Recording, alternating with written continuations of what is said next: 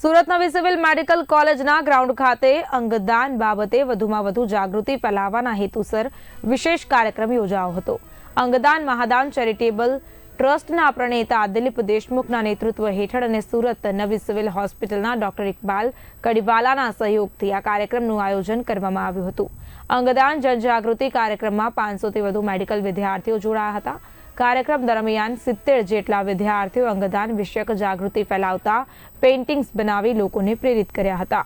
ઉપરાંત નર્સિંગ અને મેડિકલ વિદ્યાર્થીઓને અંગદાનના મહત્વ અંગે માર્ગદર્શન આપવામાં આવ્યું અને સમાજમાં વધુમાં વધુ લોકોને અંગદાન માટે પ્રેરિત કરવા સૂચના પણ આપવામાં આવી હતી।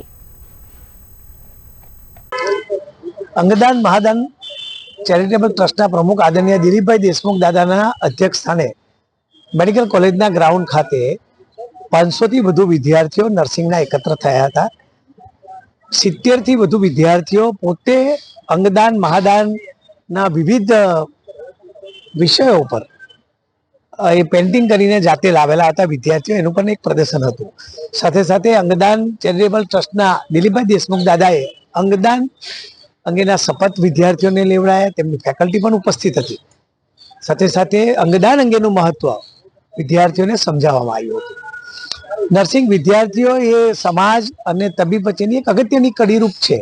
સમાજમાં સૌથી જનજાગૃતિ અભિયાનનું આ એક માધ્યમ છે। વિદ્યાર્થીઓને અપીલ કરવામાં આવી હતી કે આ જે અંગદાન મહાદાન અભિયાન છે એને જન આંદોલન બનાવવા માટે જન માનસ સુધી આ મેસેજ પહોંચાડવામાં આવે।